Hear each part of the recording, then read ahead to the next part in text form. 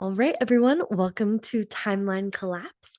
This is where we're going to be putting all the work that we've been doing so far to the test, put it on the pavement, put the wheels to the pavement, wheels to the road, and really take it for a ride. So, I know a lot of times when you start to put things on a calendar, you start to get nitty gritty with the actual steps of how to take action on these goals, on these dreams, it's really easy to say and start to feel like, I don't know if I'm going to be able to do this. What if I don't see the results? What if I'm going to fail? All of these kind of voices and thoughts can come up and they're totally normal. And so, what I want to use this segment for is to really help get you into this place where you see, oh, I actually see the smaller steps that I can take. I know I can take those steps, and I see the pathway of where I can go to get to my goals and how to really actualize them. So this is a really exciting, fun module. I think it's one of my favorites, and we'll keep it short and quick as we go into understanding really how to play with a calendar and how to get creative with it. So this module is all for the virtual calendar. There's another module for the physical calendar. So if you want to play in the virtual space, this is the one for you.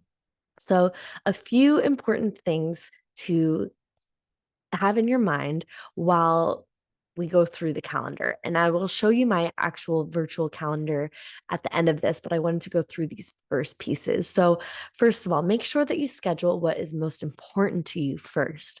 So, of course, what is most important to you is probably in alignment with those three legacy goals that you have been already working with so far. So, see if you can put those into your calendar first. And as you do, some of them may be easier to actually just mark into the calendar. For instance, one of my legacy goals for this year is something around health. And so it's really easy for me to know that, okay, I want to put in, that I'm exercising this amount of time.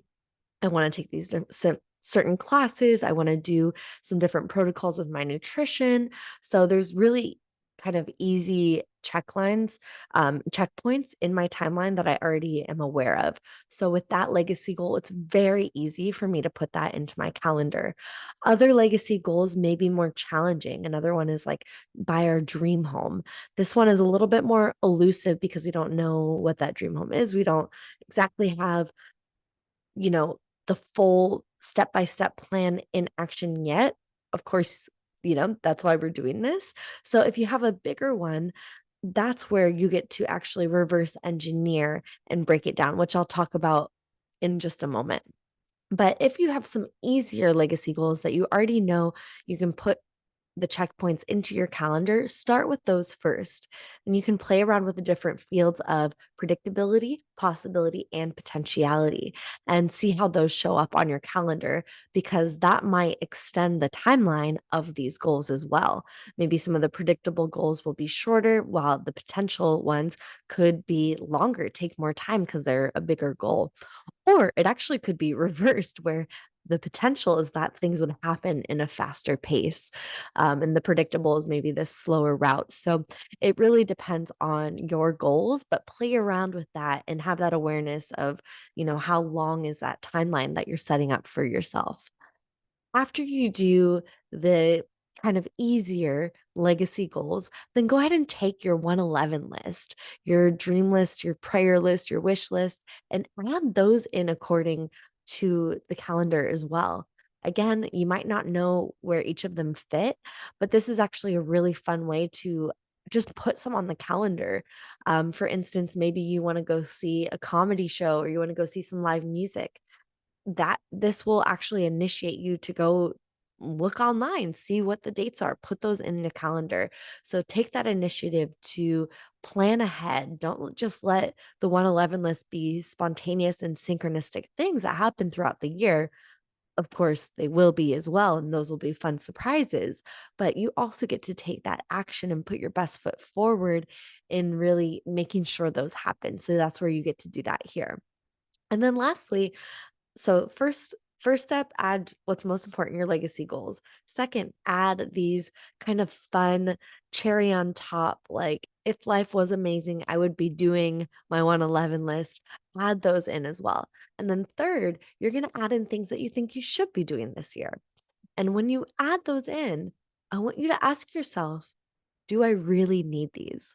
That's going to be key for removing any like extra stuff that we think we should be doing, but they're really just actually taking time away from what we want to be doing, what's actually most important, and what will create your level of success, because it really is an individual, unique thing depending on your lifestyle. So check those out. Make sure you don't fill your calendar too much with things that you just think you should be doing, maybe because you've been doing them in the past, or you think that's the best, people have been telling you you should be doing this. Really get clear with yourself. Do this for you. And when you do this, that helps really open up the space to you being the most, you know, amazing decision maker in your life. And so when you create this schedule, I really want you to stick to it. I want it to be like a signature, like you're signing your name in ink, or signing your name in blood.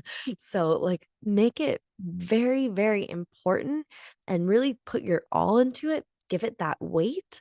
When you give it that weight, when you put something on your calendar, you're really creating an openness for true transformation. Now, I have seen my life change. Sammy and I have done this together.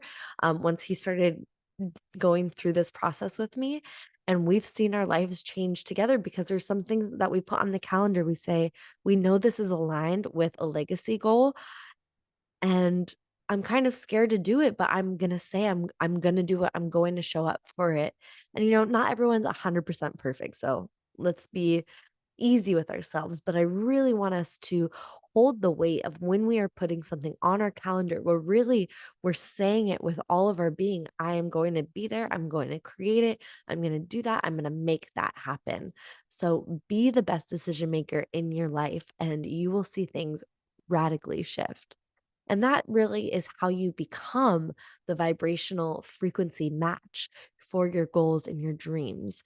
You step into them and you give it your all. And now, if you feel like as you go through your year, you're not showing up for these things that you put on your calendar, you're not showing up for them, they're not showing up for you, there's not an alignment. I want you to ask yourself, what needs to change? And you might even feel this right when you're putting it into your calendar. If you're typing something into your virtual calendar and you're feeling like, I don't know if I'm going to be able to do this, what needs to change within you so that way you can know and have that confidence when you put it in your calendar, especially if it's aligned with a legacy goal or one of your 111 list dreams. Like, you want to be aligned to it. So if there's something off, that can really give you a beautiful perspective on some things that you can either shed in your life or ways that you can step up more courageously into the life that you really want to live. This is how you get to align with your actions and, let yourself be guided. So, if you feel like, oh, I don't know if I'm going to be able to make this work, like, you know yourself best. And I truly believe God is guiding us to, you know, have these goals and dreams so we can have a place that we are working towards. And on that journey, when we're working towards a goal or a dream, we really get to become the best version of ourselves because we get tested and we get challenged. And I do believe that that's what God wants from us, is to evolve and better ourselves so we can better each other and the planet.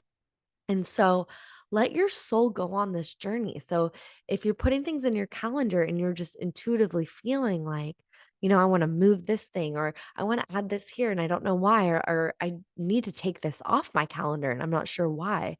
Just remember that you are being guided to do what is best. We've done so much alignment with who you are being this year. So now you really can just trust yourself as you make these different types of decisions and shifts. And if you are questioning yourself, go back to the lessons that you learned last year. that is going to be one of the best ways to make sure that you don't repeat a lesson again this coming year, and you can really set yourself up. The calendar is kind of paving the the foundation and the foundational path for you and your goals and the way that you're walking this year. So make sure that you're building that foundation on strong ground, on the ground of all the lessons that you've learned in the past. So that way you don't have to repeat anything, you don't have to feel like you're totally starting over from scratch. You really are going with so much power, with so much momentum, with so much wisdom and energy from the previous years.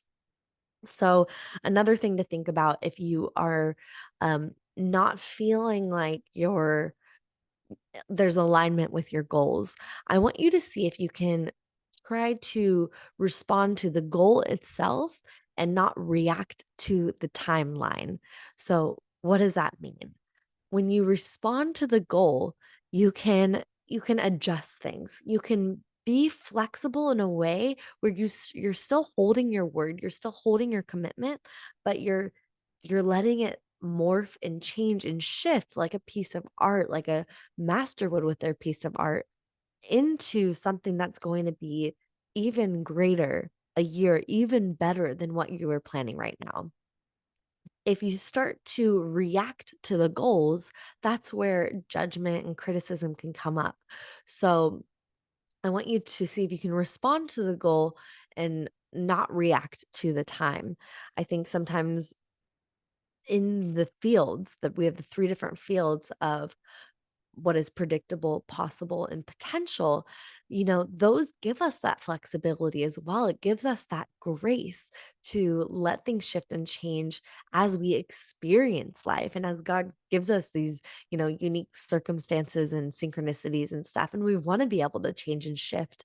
And when you can release the judgment of the timeline. So perhaps something will take longer, or perhaps something will come faster than you wanted it to come.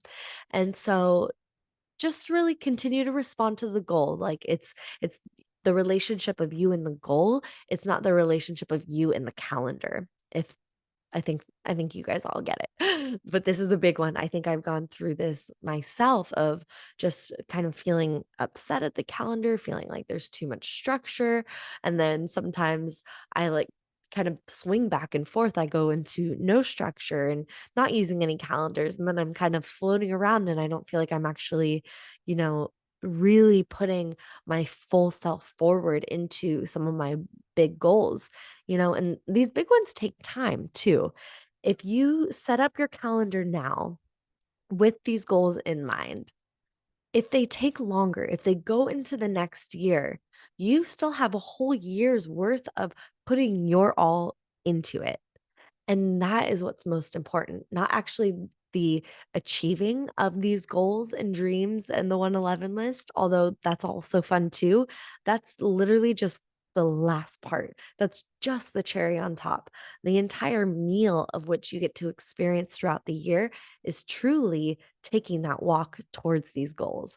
So trust and celebrate the journey of building your life legacy, these legacy goals, these dreams, and remember, you are magnetic. You have it all within you. God is guiding you. And if God guides, God provides. So it is also, coming your way as well, all of these goals and all of these dreams and wishes.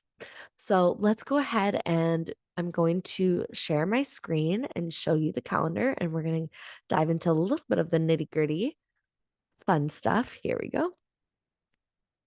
Okay. So here's my calendar. And like I said, I started with my legacy goals.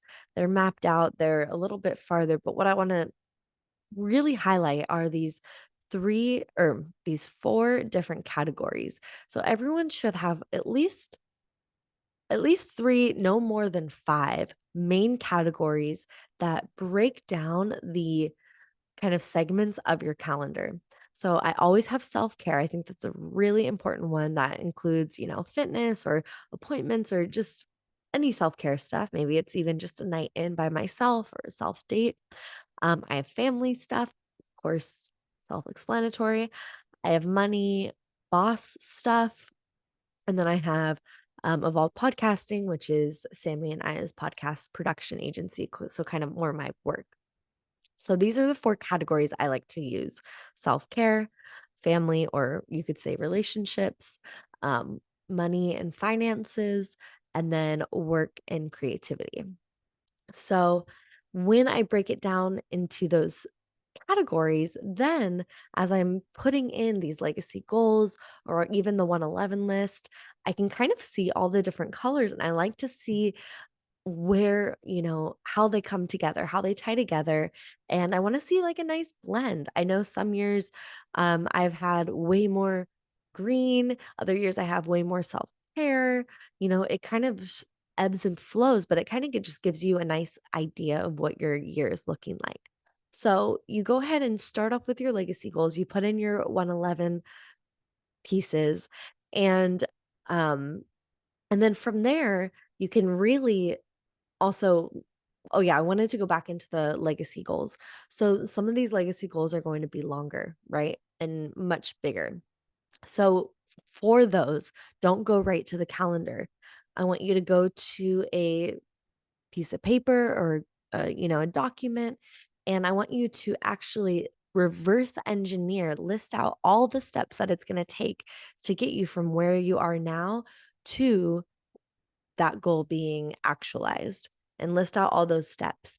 And then from there, you can then put it into a timeline. Once you have the timeline written out, I think it's really helpful if you actually do this like in a document, not just in the calendar. Then you bring it over to the calendar. And as you do that, you'll see like your entire year can be mapped out really easily. It's pretty fun because you can also see, like I said, how the different pieces flow together. So there's not too much, but there's definitely things here, where you can see, okay, there's going to be more self-care, there's going to be more family, there's going to be more business, there's going to be more finances and stuff like that. So I hope that can give you an easy idea of what it can look like to play around with your calendar, to get creative, get fun. Another thing to think about is as you are inputting these different categories. So I have those different categories, and I'm going to go back to sharing my screen real quick because I also have these other categories. So there's birthdays. I wanted to break it down for you for the basics. I do all of my stuff within these four, but then I do have, my birthdays, and then I have other calendars that I'm connected to with Sammy with some of our other work stuff. I even have, his self-care in here. So I know, you know, when I need to help watch Rafa and things like that. So when I'm creating and going into my four main categories, I also know the energy that I'm going to bring behind those. So for self care, I know I want to bring this like loving, kind, heartful energy that's like a little bit calm and nourishing to myself. When I'm looking at family, I really want to bring this like bright, like energetic, like family. We're usually doing a lot of activities. It's like full on. I want to bring my love, my like bigness to them. When I think about the money green, it's really this like boss babe energy. It's this fierce, commanding energy. It feels powerful. And then I have my podcasting, or maybe for you, it's your creativity, it's your own business. I have this like light bulb energy, like this energy of like aha, of genius, of creativity, of just thinking like this powerhouse energy. So when I look at these colors and I kind of I connect the colors. I choose the colors that I feel like represent that energy as well. So when I'm looking at my calendar, if I know that I'm have a self-care thing, I can like really feel it just through the color. And I remember, oh, I'm going to show up in this loving, nurturing way. Because I think so often we use our calendar and those get all kind of jumbled up, right? But how weird would it be if I show up for my self care like my boss babe energy? Might be like actually missing out on some nurturing vibes. Or I mean, similarly, what if I show up, in to family with my boss babe energy, and my money energy. I'm gonna be like in my head thinking about numbers and not actually being present.